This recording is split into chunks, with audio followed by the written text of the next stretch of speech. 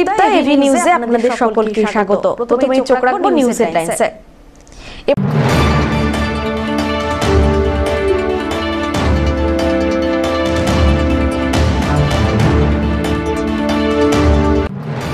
প্রচারের অভাবে সরকারি পরিষেবা থেকে বঞ্চিত অনগ্রসর শ্রেণী। জলপাইগুড়ি সার্কিট হাউসে স্ট্যান্ডিং কমিটির বৈঠকে এমনই অভিমত প্রকাশ স্ট্যান্ডিং কমিটির চেয়ারম্যান তথা রাজগঞ্জ বিধায়ক খগেশ্বর রায়ের।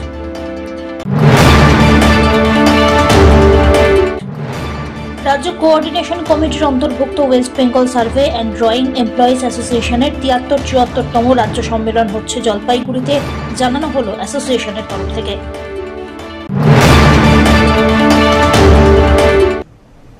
এবার আসছে বিস্তারিত সংবাদে। প্রচারের অভাবে সরকারি পরিষেবা থেকে বঞ্চিত হচ্ছেন অনগ্রসর শ্রেণী। আমলাদের আরও সক্রিয় হওয়ার পরামর্শ দিলেন অনগ্রসর শ্রেণী কল্যাণ দপ্তরের বিধানসভার স্ট্যান্ডিং কমিটির সদস্যরা। বুধবার জলপাইগুড়ি সার্কিট হাউসে স্ট্যান্ডিং কমিটির বৈঠক শেষে এমনটাই জানিয়েছেন স্ট্যান্ডিং কমিটির চেয়ারম্যান তথা রাজগঞ্জ বিধানসভার বিধায়ক খগেশ্বর রায়। তিনি আরও বলেন, জলপাইগুড়ি জেলার বানারহাটে হিন্দি কলেজ থাকলেও কলেজের প্রয়োজন রয়েছে। জেলায় একটি পূর্ণাঙ্গ বিশ্ববিদ্যালয়েরও প্রয়োজন। মালবাজার ব্লকে যাতে আরও একটি হিন্দি কলেজ করা যায় সেই চিন্তা ভাবনা রয়েছে বলেও জানিয়েছেন খগেশ্বর রায়। এদিন অনগ্রসর শ্রেণী কল্যাণ দপ্তরের বিধানসভার স্ট্যান্ডিং কমিটির 10 জন সদস্য বৈঠকে উপস্থিত ছিলেন বলে জানা গিয়েছে। মেন যেটা উদ্দেশ্য হচ্ছে, আমরা অলরেডি যেমন আমি চেয়ারম্যান হিসেবে অলরেডি 9খানা জেলা ভিজিট হয়ে গেছে, আর জলপাইগুড়ি, আলিপুর বাকি আছে, কুচবিহার, এদিকে প্রায় পুরুলিয়া, বাঁকুড়ার ওদিকে হয়ে গেছে, দার্জিলিং, কালিম্পংয়ে হয়েছে। মেনলি যেটা বিষয় আমাদের যেটা হচ্ছে যে পশ্চিমবঙ্গ সরকারের মুখ্যমন্ত্রী মাননীয় মমতা ব্যানার্জি এই যে এত প্রকল্প, তার মধ্যে বিশেষ করে হচ্ছে পিছিয়ে পড়া যে অনগ্রসর শ্রেণী কল্যাণ এত প্রকল্প, সেই প্রকল্পগুলো বাস্তবে বাড়িতে বাড়িতে পৌঁছে দেওয়া হচ্ছে কিনা তার জন্য কিন্তু মিটিং। তার জন্য এডিএম এখানে এসেছেন, পিও সাহেব এসেছেন, প্লাস বিসিডব্লিউ, তাদের হাতে প্রত্যেক যে স্কিম এত টাকা সরকার দিচ্ছে, কিন্তু অনেকে প্রচারটা হচ্ছে না, তাতে যাতে প্রচারটা হয় তার জন্য আজকে আমরা মিটিং করলাম। বিভিন্ন আধিকারিকরা ছিল আমাদের বিসিডব্লিউ স্ট্যান্ডিং কমিটি, প্রায় আজকে আমরা 10 জনে মিলে এসেছি। 10 জন, 16 জনের মধ্যে 6 জন আসেন, বিভিন্ন কারণে আসতে পারেনি, 10 জন বিধায়ক আমরা আছি। মেনলি হচ্ছে এই উদ্দেশ্য। আর মেন হচ্ছে schedule caste certificate, ST certificate, plus OBC certificate. এবং শিডিউল কাস্ট সার্টিফিকেট আপনারা হয়তো অনেকে জানেন যে লক্ষ্মী ভাণ্ডার 500 টাকা পাচ্ছে, কিন্তু তার শিডিউল কাস্ট সার্টিফিকেট হয়নি কোনো কারণে। সেটাই জোর দেওয়া হলো যে সে অরিজিনালি কিন্তু শিডিউল কাস্ট সার্টিফিকেট নাই বলে সে 500 টাকা কি পাচ্ছে নাকি। তা এটা যেন তদন্ত করে ইমিডিয়েট যারা অ্যাপ্লাই করেছে যে শিডিউল কাস্ট, তাদের জন্য অরিজিনাল যারা ইমিডিয়েট যেন শিডিউল কাস্ট সার্টিফিকেট বা ওবিসি বা এসটি সার্টিফিকেট তাদের হাতে যেন তুলে দেয়, তার জন্য এসে মিটিংটা। না, হিন্দি কলেজ যেমন জলপাইগুড়ি জেলার কথা, হিন্দি কলেজ একটা বানারহাটে একটা আছে, বানারঘাটা হিন্দি কলেজ একটা আছে, এবং এখানটা একটা কি আমাদের বিশ্ববিদ্যালয় করা দরকার। বিশ্ববিদ্যালয় সেটারও আমাদের ভাবনা চিন্তা চলছে, এবং এটা বাস্তব তুমি করে বললাম যে বানারহাটে যেমন একটা মাল ব্লকে প্রচুর চা বাগান অধ্যুষিত এলাকা আছে, সেখানেও যাতে একটা হিন্দি করা যায় সেটারও আমাদের সরকারের একটা চিন্তা ভাবনা আছে, দেখা যায় কী করা যায়। বিশ্ববিদ্যালয় যেটা বললেন এটা মানে হিন্দি না, বিশ্ববিদ্যালয় যেমন ইউনিভার্সিটির বিশ্ববিদ্যালয় আছে না, এখানটা তো নাই। এখানে ইঞ্জিনিয়ারিং কলেজ সেকেন্ড ক্যাম্পাস আছে, সেকেন্ড ক্যাম্পাসটা ফুল বিশ্ববিদ্যালয়টা, হ্যাঁ পূর্ণাঙ্গ বিশ্ববিদ্যালয়। হ্যাঁ, কি সেটা মোটামুটি চলছে আলোচনা, দেখা যাক। হ্যাঁ, বলছি যে এই যে প্রচারের কথা বললেন, এই প্রচার মানে সেটা দপ্তরে যারা আধিকারিক যারা আছে, আধিকারিকরা শুধু অফিসে বসে থাকলে হবে না, আধিকারিকরা বিভিন্ন ব্লকে যেতে হবে, ব্লকে গিয়ে বিভিন্ন অঞ্চলে গিয়ে বিভিন্ন পঞ্চায়েত সমিতি গিয়ে জেলা পরিষদে গিয়ে যে এই আমাদের স্কিম আছে, এই স্কিমগুলো আমরা যারা জনপ্রতিনিধি বিভিন্ন দলের হোক না কেন, যারা জনপ্রতিনিধি আছে তাদের মাধ্যমে প্রচার করে যাতে মানুষগুলো সুযোগ সুবিধা পায়, এটাই। রাজ্য কোঅর্ডিনেশন কমিটির অন্তর্ভুক্ত West Bengal survey and drawing employees অ্যাসোসিয়েশনের ৭৩-৭৪তম রাজ্য সম্মেলন হতে চলেছে জলপাইগুড়িতে। বুধবার অ্যাসোসিয়েশনের তরফ থেকে সাংবাদিক বৈঠক করে জানানো হলো 20 এবং 21শে জানুয়ারি সম্মেলন হতে চলেছে জলপাইগুড়ি শহরের কর্মচারী ভবনে। আর এই সম্মেলনে বিভিন্ন দাবি দাওয়া তুলে ধরার জন্য 2023 সালের 26 অগস্ট এক অভ্যর্থনা কমিটি গঠন করা হয়েছিল, যেখানে সভাপতি হয়েছেন বিশিষ্ট চিকিৎসক সুদীপন মৈত্র। সম্মেলন থেকে সরকারি কর্মীদের বকেয়া মহার্ঘ ভাতা প্রদান, সমস্ত সরকারি দপ্তরে শূন্য পদ পূরণ, স্বচ্ছ নিয়োগ প্রক্রিয়া, স্বাস্থ্য ও শিক্ষার উন্নয়ন সহ একাধিক দাবি দাওয়া তোলা হয়। সাংবাদিক বৈঠক থেকে 73-74তম রাজ্য সম্মেলনের ক্যালেন্ডার উদ্বোধন করা হয়। West Bengal survey and drawing employees অ্যাসোসিয়েশনের জেলা সম্পাদক দেবব্রত কুমার এ বিষয়ে জানান, জনসাধারণের দাবি তুলে ধরতেই এই বিশেষ কর্মসূচি। এছাড়াও তিনি কি জানালেন, শোনা যাক। আমাদের রাজ্য সম্মেলন 73-74 রাজ্য সম্মেলন এই জেলায় আগামী 20 এবং 21 জানুয়ারি কর্মচারী ভবনে অনুষ্ঠিত হতে চলেছে। এই সম্মেলনকে কেন্দ্র করে বিগত 2023 সালের 26শে আগস্ট আমাদের একটা শক্তিশালী অভ্যর্থনা কমিটি গঠন করা হয়েছে, যার সভাপতি মনোনীত হয়েছেন মাননীয় ডক্টর সুদীপন মিত্র।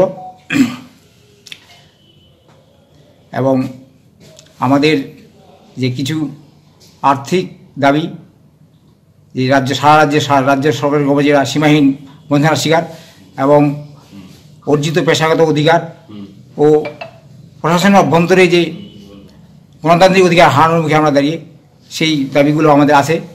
এছাড়া মূলত আমাদের যে ইঞ্জিনিয়ারিং এবং নন ইঞ্জিনিয়ারিং দুটো উভয় দপ্তরেই আমাদের এই 4টি ক্যাডারভুক্ত সার্ভেয়ার, ড্রাফটসম্যান, আমিন, টেসার, এই 4টি ক্যাডারভুক্ত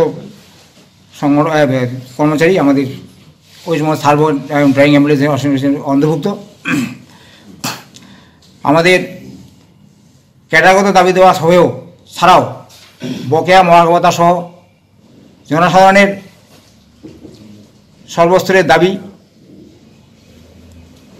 এবং যেমন বিভিন্ন দাবি, যেমন স্বাস্থ্য, শিক্ষা এর সর্বজনীন অধিকার এবং নিরাপত্তা প্রদান, এবং দপ্তরের অভ্যন্তরে শূন্যপদগুলিতে স্বচ্ছভাবে স্থায়ী নিয়োগ, সর্বোপরি বিভিন্ন দপ্তরে যে চুক্তি প্রথায় নিয়োজিত অনিয়মিত কর্মীদের নিয়মিতকরণ এবং সমকাজের সমাধান প্রভৃতি আমাদের সম্মেলনে আলোচনা হবে। অন্যদিকে অভ্যর্থনা কমিটির সভাপতি চিকিৎসক সুদীপন মৈত্র জানান, সাধারণ মানুষের সামগ্রিক বঞ্চনার প্রতিবাদ জানিয়ে এই সম্মেলন হচ্ছে। West Bengal survey and drawing employees অ্যাসোসিয়েশনের 73-74তম রাজ্য সম্মেলন 21 জানুয়ারি আপনারা জেনেছেন। তো এই সম্মেলনের অভ্যর্থনা কমিটির সভাপতি নির্বাচন করা হয়েছে আমাকে। এখন প্রশ্ন হচ্ছে যে আজকে এই অন্ধকার দিনে, যেখানে আর্থিক দুর্নীতি, আর্থিক শোষণ এবং একই সাথে বিভাজনের রাজনীতি সমস্ত মানুষকে আস্তে আস্তে আক্রান্ত করছে, সেখানে দাঁড়িয়ে মানুষ ছোট ছোট সংগঠনের মাধ্যমে জোট বাঁধছেন। ওনাদের একটা সংগঠন 73তম রাজ্য সম্মেলন হচ্ছে।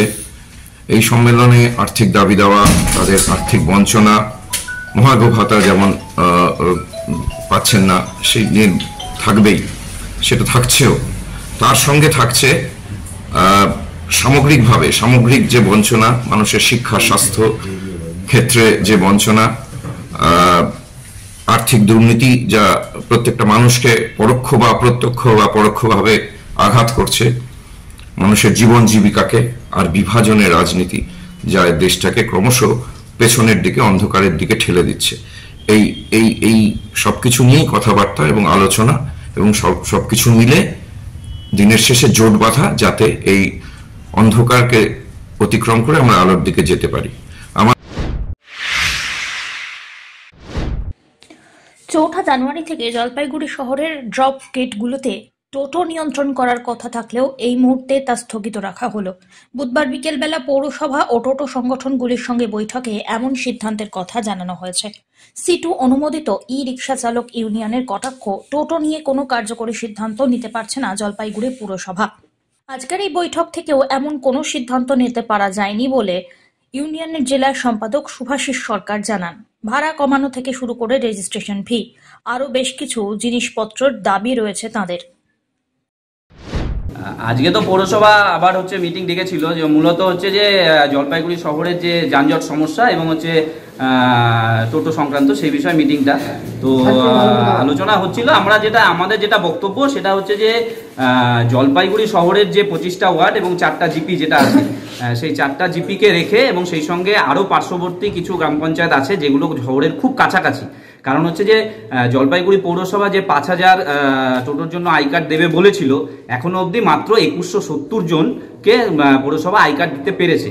ফলে যেভাবে সংখ্যাটা বলা হচ্ছিল যে 15,000 20,000 টোটো জলপাইগুড়ি শহরে চলে, সংখ্যাটা অতটা নয়। ফলে আমরা বলেছিলাম যে আরও পার্শ্ববর্তী 2-1টা জিপিকে যুক্ত করে একবারে বিষয়টাকে সম্পূর্ণভাবে ক্লোজ করা হোক। কিন্তু পৌরসভা এখনই সেটাতে যাচ্ছে না এবং পৌরসভা জানি না কি কারণে, আমরা তো বলি প্রতিবারই যে পৌরসভা যে সিদ্ধান্ত নেয় সেটাকে কার্যকরী ঠিকঠাক মতো করতে পারছে না, কোনো মতেই করতে পারছে না। ফলে এবারও আগামীকাল 4 তারিখ থেকে জলপাইগুড়ি শহরে ধরাধরি অন্যান্য বিষয় ছিল, সেটাকে পৌরসভা করতে পারছে না। ড্রপগেট ছিল, সে ড্রপগেট হয়েছে কিন্তু কাজ হবে না, তারা নিজেরাই স্বীকার করে নিলেন। আরো ওনারা কবে করবেন জানি না, কিন্তু আমরা কি হবে আমরা জানি না, কিন্তু আমরা বলেছিলাম যে বিষয়টাকে ক্লিয়ার করা হোক, কিন্তু সেটাকে ক্লিয়ার করতে পারেনি। এবং হচ্ছে যে রেজিস্ট্রেশনের জন্য যে প্রথমে 670 টাকা বলেছিল, তারপরে আমাদের দাবির ফলে আন্দোলনের ফলে সেটাকে কমিয়ে 500 টাকায় এসেছিল। আমরা বলেছি সেটাকে আরো কমাতে হবে, আমরা বলেছিলাম বিনামূল্যে। তারপরে আমরা বলেছি যে আরো কিছু কমিয়ে যদি দেওয়া যায় তাহলে মনে হয় যে টোটো চালকদের মধ্যেও আগ্রহ বাড়বে, তারা রেজিস্ট্রেশনটা করতে পারবে। আমরা বলেছি যে যাতে টোটো চালকদের থেকে এত টাকা পয়সা না নেওয়া হয়। অন্যদিকে আইএনটিটিইউসি শহর ব্লক সভাপতি পূর্ণব্রত মিত্র বলেন, এই মুহূর্তে ড্রপ গেটে বিধিনিষেধ আরোপ না হওয়ায় তারা খুশি। তবে একজন টোটোর মালিক একাধিক টোটো কিনে বাইরের জেলা থেকে এনে শহরে চালাচ্ছেন, তা বন্ধ করা উচিত। আমরা সংগঠনের তরফ থেকে জলপাইগুড়ি মানবিক পৌরসভাকে যে দাবিগুলো রেখেছিলাম, সেই দাবিগুলোর মধ্যে পৌরসভা যে পার্শ্ববর্তী অঞ্চল আমাদের বাহাদুর অঞ্চল, গড়ালবাড়ি, যেগুলোর অনুমোদন পায়নি, সেই অঞ্চলগুলোর যে প্রস্তাব আমরা জলপাইগুড়ি পৌরসভাকে দিয়েছিলাম, জলপাইগুড়ি পৌরসভা সেটাতে সহমত পোষণ করেছে। কিন্তু একটা শর্ত আছে, শর্তটা হচ্ছে একটা শর্ট আউট করে নেবে যে ইতিমধ্যে শহরে কত গাড়ি চলছে, সেই এনলিস্টমেন্টের জন্য একটা টাইম চেয়েছে। এবং সবচেয়ে খুশির খবর যেটা, যে আগামী কাল থেকেই যে ড্রপ গেট হওয়ার কথা ছিল 8 জায়গায়, সেই ড্রপ গেটটা আপাতত হচ্ছে না। তাতে কি আপনারা খুশি? হ্যাঁ, আমরা অবশ্যই খুশি, কিন্তু আমরা চাইছি যে বাইরের জেলার থেকে যে সমস্ত গাড়িগুলো আসছে সেগুলো তো একটা প্রপার চেকিং করা দরকার। এবং প্রচুর মালিক রয়েছেন যাদের 50টার বেশি গাড়ি শহরে চলছে বাইরের থেকে চালক ভাই এনে। আমি শ্রমিকদের পেটে লাথি মারতে চাই না, কিন্তু পার্টিকুলার এইভাবে একজন ব্যবসায়ী যদি 50টা করে গাড়ি পথে নামান, তাহলে আমাদের যারা লোকাল এরিয়ার যে শ্রমিক ভাইরা আছে তাদের পেটেও তো টান পড়ছে। এ বিষয়ে পুরসভার ভাইস চেয়ারম্যান সৈকত চট্টোপাধ্যায় জানান, শহরে ই রিক্সা বলে কিছু চলছে না। হাইকোর্টের রায়কে মান্যতা দিয়েই এই মুহূর্তে ড্রপ গেটে টোটো নিয়ন্ত্রণ করা হচ্ছে না। আগামীতে এই বিষয়ে জেলা প্রশাসনকে সঙ্গে নিয়ে কার্যকরী পদক্ষেপ যাতে নেওয়া যায় সেদিকে পর্যালোচনা করা হলো। বৈঠকের পরে সিটুর তরফ থেকে এই মন্তব্যেরও কটাক্ষ করেছেন সৈকত বাবু। ডিভিশন বেঞ্চকে ফলো করবে, আইনের জুডিশিয়াল ডিসিপ্লিনে বলছে ডিভিশন বেঞ্চ, সিঙ্গেল বেঞ্চের উপর ডিভিশন বেঞ্চ, তার উপর সুপ্রিম কোর্ট। আজকে সেই জায়গায় দাঁড়িয়ে আমরা একটা ফর্মুলা তৈরি করছি, আমরা ওদেরকে বলেছি। এবং ওদের মধ্যে দেখুন, সিটি ইউনিয়নকে নিয়ে ওরা রাজনৈতিক স্বার্থে কী বলছে সেটা তো আমার ভেবে লাভ নেই। তার কারণ হচ্ছে ওরা বিরোধিতা করার জন্য এই ধরনের কথাবার্তা বলবে, এরকম করতে করতেই ভোটের পার্সেন্টেজ 6% নেমে গেছে। পরিকাঠামোগত কোনো সমস্যা রয়েছে যেটা আপনারা ঘোষণা করেছিলেন 4 তারিখ থেকে? না, হাইকোর্টের একটা রায় প্রকাশিত হওয়ার পর আমরা তার পর্যালোচনায় বসেছি এবং সেটা ডিভিশন বেঞ্চের আরেকটা রায় হয়েছে। ডিভিশন বেঞ্চের রায় এরকমভাবে টোটো ই রিক্সা তো এগুলো না, তাহলে এটা কারা, তার একটা তো আমাদের বিশ্লেষণ দরকার। টোটো তো ই রিক্সার মধ্যেও পড়ছে না, এগুলো অ্যাসেম্বল, এগুলো অবৈধ কারখানা থেকে তৈরি হচ্ছে, সেই অবৈধ কারখানাগুলো বন্ধ হওয়া দরকার। সেটারই আমরা আজকে আমরা রেজলিউশন নিয়ে এসপি এবং ডিএম এবং পরিবহন দপ্তর করছি। এমবিআকে চিহ্নিত করতে হবে, মোটর ভেহিকলসকে, সেটা আমরা চিহ্নিত করবো, খুব সময় সাপেক্ষ নয়। আমরা চেষ্টা করছি যে 15 থেকে 20 দিনের মধ্যে একটা জায়গায় পৌঁছানোর জন্য। আর তার মধ্যে আমরা এনলিস্টমেন্ট পদ্ধতি চালু রেখেছি এবং কার্ড বিতরণের পদ্ধতি চালু রাখছি। আমরা সদর্থক, পৌরসভা টোটো চালকদের স্বার্থ রক্ষার্থে রাজি আছে, কিন্তু টোটো দৌরাত্ম্য রুখতে কিন্তু আমরা বদ্ধপরিকর। কারণ একটা শহরে, এই শহর 8-10 টোটো কি করে নেবে? আমরা এই শহরে নিতে পারি কত? ম্যাক্সিমাম 4000-5000 টোটো, তার মধ্যে একজন 10টা 15টা টোটো কিনে চালাচ্ছে। এগুলো তোকে সব বন্ধ করতে হবে, অবৈধ কারখানাগুলোকে বন্ধ করতে হবে। তার জন্য এমভিআইকে নামতে হবে, তার সাথে এসপিকে নামতে হবে, তার সাথে জেলা শাসককে নামতে হবে, পৌরসভা তো আছেই লজিস্টিক সাপোর্ট দেওয়ার জন্য। সব্যসাচী মজুমদারের রিপোর্ট, এভি নিউজ।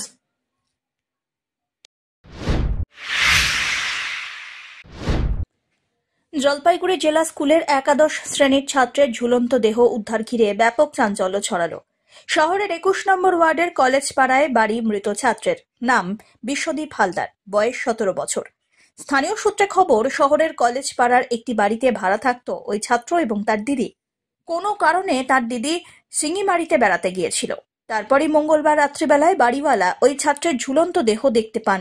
এরপরে পুলিশ এসে দেহ উদ্ধার করে। তবে কিভাবে মৃত্যু হলো ছাত্রের, সেই কারণ এখনো পর্যন্ত জানা যায়নি বলেই খবর। কি বলবেন, কিভাবে হয়েছে, কোনো সমস্যা ছিল? আমরা কিছুই বলতে পারবো না এখন। ছেলে তো খুব ব্রিলিয়ান্ট স্টুডেন্ট ছিল, ওর জন্য জেলা স্কুলে ও পড়বে সায়েন্স নিয়ে, তাই ওকে এইখানেই ভর্তি করাইলাম। তো টিউশনি পরে, আজও টিউশনিতে গেছে। তো আমার মেয়ে ফোন করতেছিল ডেলি, তো 3-4 বার করে ফোন হয়, ওকে ফোন করা হয়। আজকে আর ফোনে পাচ্ছিল না। আমার একটু ছোট সারের দোকান আছে, তো মেয়ে বলে যে বাবা দেখো তো বিশ্ব ফোন ধরতেছে না। তখনই তো ওর আঙ্কেলকে ফোন করে, আঙ্কেল বলে যে এই অবস্থা। এখানে কে কে থাকে? আমার মেয়ে কলেজে পড়ে, আর ওই ছেলে জেলা স্কুলে পড়ে, 11-এ। কোনো ঘটনা ঘটেছে বা কোনো সমস্যা ছিল কি? কোনো সমস্যা ছিল না, কোনো কিছুই ওকে তো অভাব দিইনি আমি। তো আজকে কি করে এইটা করলো তো আমার নলেজেই আসে না কি হইলো। এখন কি চাচ্ছেন আপনারা? এখন কি চাচ্ছেন আপনারা? স্কুলে কি কোনো সমস্যা হয়েছিল কিছু জানেন? না, আমরা কিছুই জানি না। তো স্কুলে এত ভালো ছেলে এত হঠাৎ করে এরকম করবে তো ভাবাও যায় না। আমাদের পরিবারে এরকম কোনো পায়ও নাই। তো বলছি এখন আপনারা কি চাচ্ছেন? না, আমরা তো কি চাবো, এখন ছেলে দুর্ঘটনা করে ফেলছে। পিনাকি শেলার রিপোর্ট, এভি নিউজ।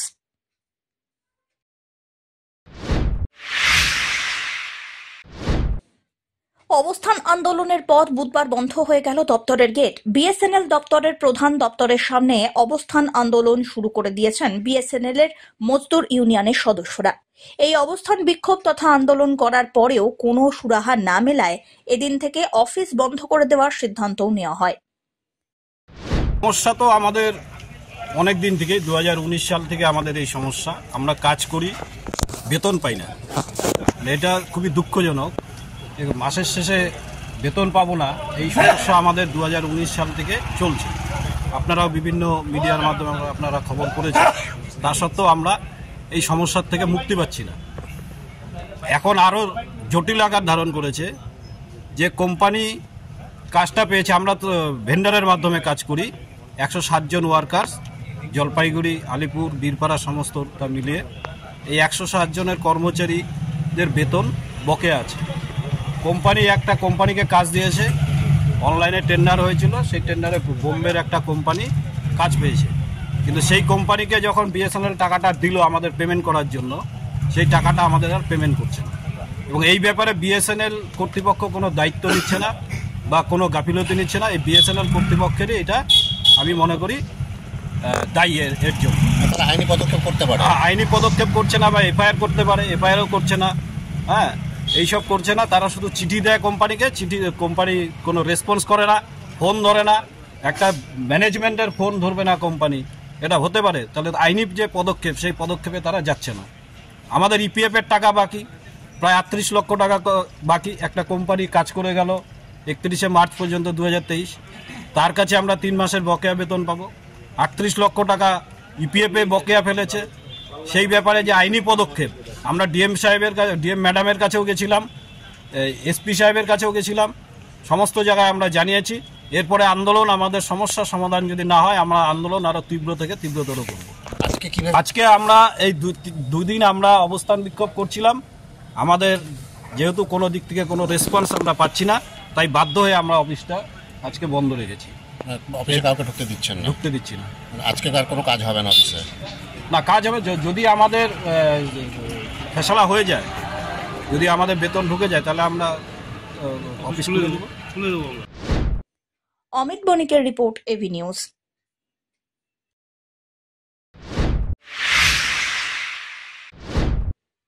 আম্পায়ারের ইচ্ছাকৃত ভুল সিদ্ধান্তের জন্য পরাজয় জেওয়াইএম ক্লাবের, এমনটাই দাবি কর্তৃপক্ষের।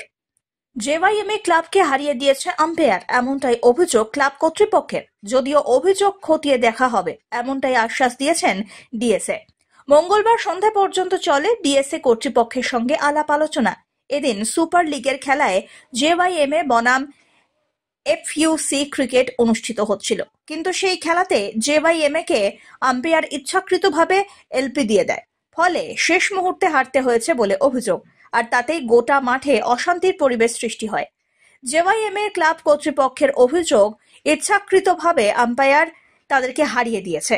এই বিষয়টি নিয়ে ক্লাব কর্তৃপক্ষ ডিএসএ কর্তৃপক্ষের সঙ্গে আম্পায়ারের বিরুদ্ধে অভিযোগ আনেন, এমনকি তাঁর শাস্তিরও দাবি করা হয়। দুই পক্ষের মধ্যে ঝামেলা, ডিএসএর ক্লাবের কি এটা ঝামেলার কোনো ব্যাপার না। এটা হচ্ছে টোটাল ডিসিশন হচ্ছে আম্পায়ারের উপর ছিল। এটা ডিএসএরও দায়িত্ব না, মাঠ পরিচালনা করে আম্পায়ার ভিতর থেকে। এবার হচ্ছে ওখানে যে আউটটা নিয়ে এটা কন্ট্রোভার্সি হচ্ছে, সেই আউটটা হচ্ছে একটা ব্যাটসম্যান স্টেপ আউট করে যে হচ্ছে মারতে গেছে, পায়ে লেগেছে। এবার তারপরে বলটা কোথায় ফিনিশ হচ্ছে সেই আম্পায়ার কিন্তু সেটা জানে না। এই জন্য হচ্ছে আম্পায়ারের হচ্ছে ডিসিশন আমরা মানলাম, ও মাঠের ভিতরে ছিল, দিছে আউট। আমরা বাইরে আসার পর ওকে জিজ্ঞেস করছি ডেফিনেশনটা কি, এই আউটটার ডেফিনেশনটা কি, কিন্তু ও এখনো পর্যন্ত মুখে এক ফোঁটা কিছু বলতে পারিনি।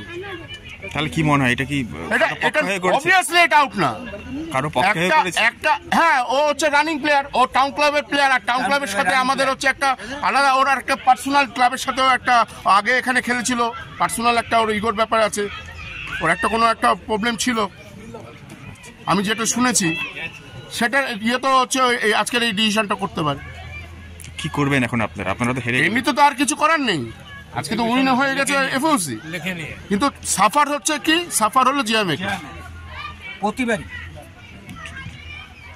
তো ডিএসএ কি বলছে? ডিএসএ তো এখন তো ডিএসএ তো এটা ডিএসএ তো সেক্রেটারি এটা বলার কোনো কিছুই নেই, কেন ডিএসএ সেক্রেটারি তো আর মাঠের মধ্যে আম্পায়ারিং করেনি। না, ওনারা তো খেলা পরিচালনা করছে। উনি বাইরে বসে দেখেছে, দেখে নিয়ে চুপ করে বসেছিল। এখন উনি হচ্ছে আম্পায়ারের এগেনস্টও যেতে পারবে না, এদিকে হচ্ছে লিগের এই খেলার এগেনস্টও তিনি বলতে পারবে না। যদিও এই বিষয়ে ডিএসএ সম্পাদক সব্যসাচী দত্ত বলেন, খেলায় আম্পায়ারের সিদ্ধান্তই চূড়ান্ত, তিনি যা ঠিক মনে করেছেন সেটাই করেছেন, কিন্তু তার ডিসিশনে যদি কোনো ভুল হয়ে থাকে তাহলে তার শাস্তি আম্পায়ার পাবেন, এমনটাই খবর। শেষমেশ বিস্তর আলাপ আলোচনার পর খেলার ফলাফল মেনে নিয়েছে জেওয়াইএমএ। কি বিষয় ছিল? আউটনেট ক্রিকেটটা এমন একটা বিষয় যে আউট যে কোনো টিমেরই পক্ষে গেলেই এটা বিতর্ক হয়। হয়তো আজকে যা হেরেছেন জেএমএ কর্তৃপক্ষ, তারা হয়তো মনে করেছেন যে আউট ছিল না, আম্পায়ার মনে করছে আউট ছিল, আউট দিয়েছে, এটা নিয়েই বিতর্ক।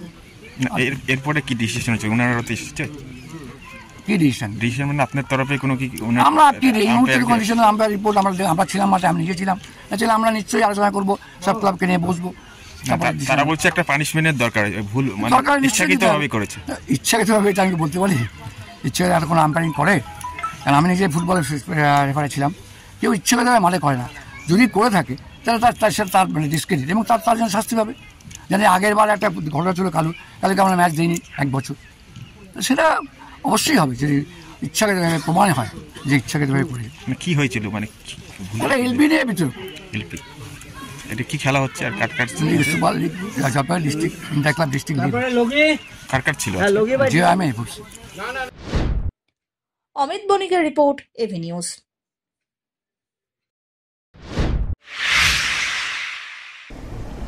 শেষ করবার আগে নিউজ হেডলাইন্স আরো একবার।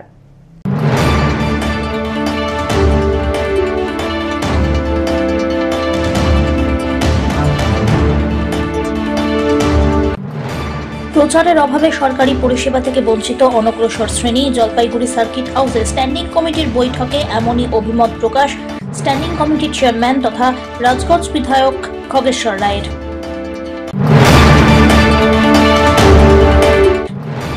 রাজ্য কোঅর্ডিনেশন কমিটির অন্তর্ভুক্ত West Bengal survey and drawing employees অ্যাসোসিয়েশনের ৭৩-৭৪তম রাজ্য সম্মেলন হচ্ছে জলপাইগুড়িতে, জানানো হলো অ্যাসোসিয়েশনের তরফ থেকে।